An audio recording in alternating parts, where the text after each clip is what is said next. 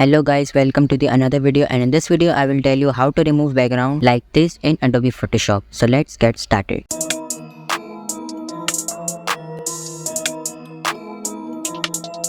Select this layer and make a copy of this. Again, Ctrl or Command J to duplicate this layer. Go select any selection tool, click select subject. Now this selection it's not perfect. We have to make some changes to the selection. Take your time to make it a perfect selection. Now I have refined this selection. After making this selection perfect, select this layer and press the mask button. Make a mask out of it.